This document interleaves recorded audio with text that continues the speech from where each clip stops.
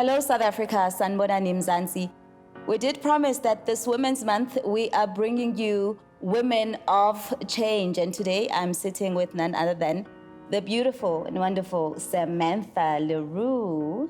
Samantha, tell me a little bit about yourself.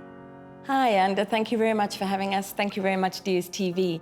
I am the founder of Cornerstone Woman, but first I am a mother and a daughter. I'm a mother of 3 beautiful children, Carter, Aston, and Ethan, and that's probably the most important job that I hold. Wonderful. Tell me a little bit about Cornerstone. Firstly, why the name Cornerstone? It's such a beautiful name, such a solid name. Cornerstone Woman is a faith-based organization. It's actually the chairman of our board, Mrs. Happy Zulu, who chose the name, and it comes from Ephesians, where Jesus is the cornerstone of society. So that's where the name comes from. Tell us a little bit about what your organization does. Cornerstone Woman helps families with trauma, be that domestic violence, whether they've experienced criminal activity, whether it's from addiction, any kind of trauma that puts the family unit under stress. We offer unlimited counselling and unlimited legal support. So that's interesting because it's Cornerstone Woman, but you're talking about it being family-based. So are you saying that you don't just focus on the woman? Because when you talk a lot about GBV, you often focus on just the woman. Are you saying that you focus on more than just the woman? You focus on the entire family structure? Yes, we do. We like to breathe life back into the family structure. So in a situation that perhaps has the possibility of repair, not everything can always be repaired. So Cornerstone works on the entire family, assists the individuals as well as the family unit. We don't want to be an organization that encourages the breakdown of a family. We would rather be the organization that puts families back together and holds families together. You know, that's interesting. I love that rationale and I love that approach because I was taught that family is the DNA of society. And if we can restore the family structure back to being wholesome and healthy, we're able to restore society. And I think so often we focus so much on the bigger problems and the challenges that we face in the world, and we look outwardly instead of inwardly and look at dealing specifically with what we can manage right in front of us. So I love that rationale, I really do. Sam, tell us a little bit about some of the work that you have done in the past. Cornerstone, in the past and currently, we do try and get involved in terms of if, for example, the woman is no longer working and she decides that she needs to go back into the workforce, we try and assist her by educating her, inspiring her, and assisting to help her find work again.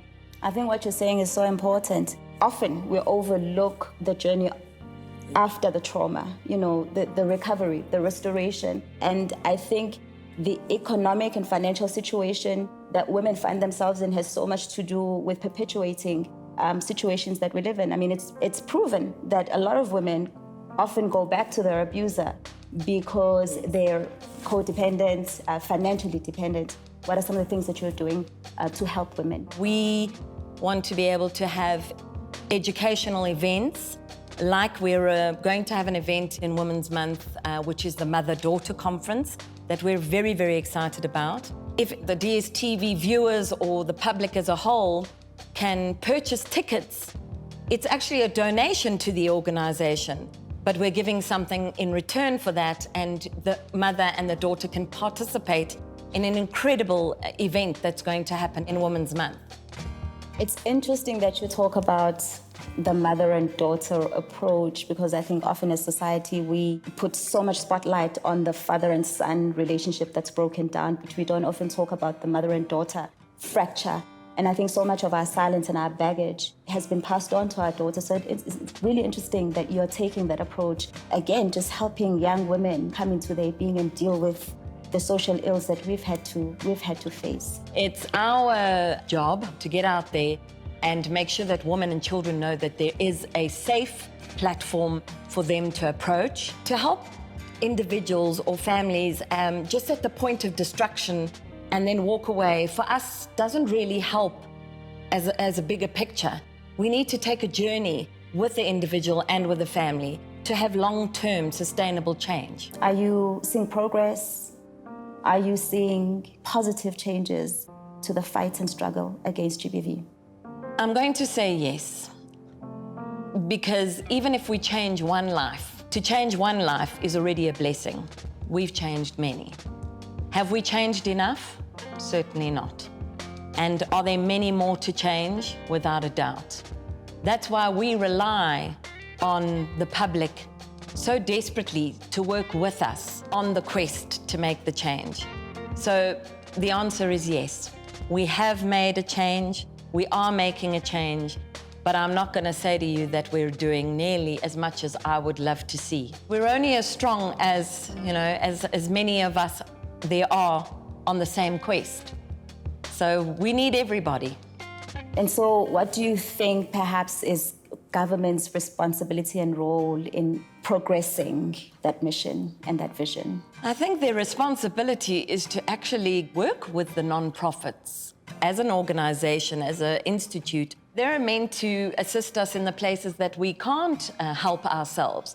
And sadly, the most important part of it is the financial side. To date, we don't see those commitments being fulfilled.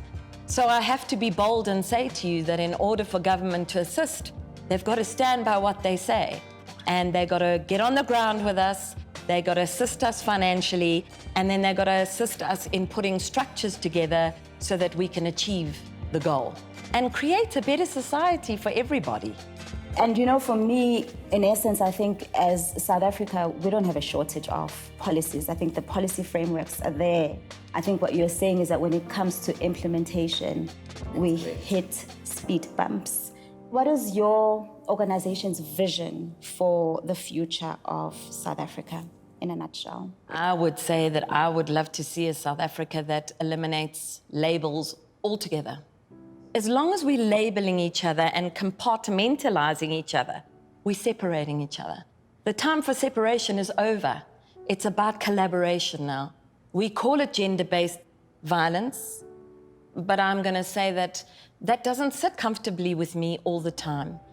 Yes, it's happening more to the female than it is to the male, but violence as a whole is happening to everybody.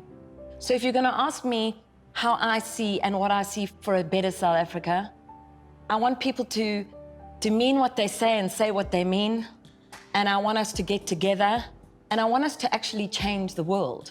We have that power, and we're going to have to set all the things aside that become the clouding elements, and we have to make a better place for our children. Okay, wonderful.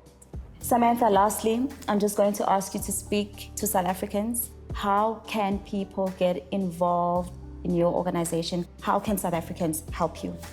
In such a difficult time that everybody is experiencing, one of the hardest things to do is to ask you to come along this mission and vision with us and do whatever you can, or to email me personally if you want to get involved hands-on and donate time or whatever value you perceive that you are gifted in.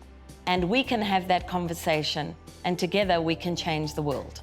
I know I said this was the last thing I'm going to ask of you, but what is that website? Okay, so South Africa, my apologies, I had to write it on my hand. COVID-0.co.za is the platform that you'll be able to purchase the tickets on and to make donations as well. Sam, thank you so much. Thank you so much for being a beacon of hope. Thank you for your light. May you continue to inspire the world. And we love the work that you're doing. Thank you for gracing us with your presence. And thank you for having me, DStv and everybody. All the Thank best. you.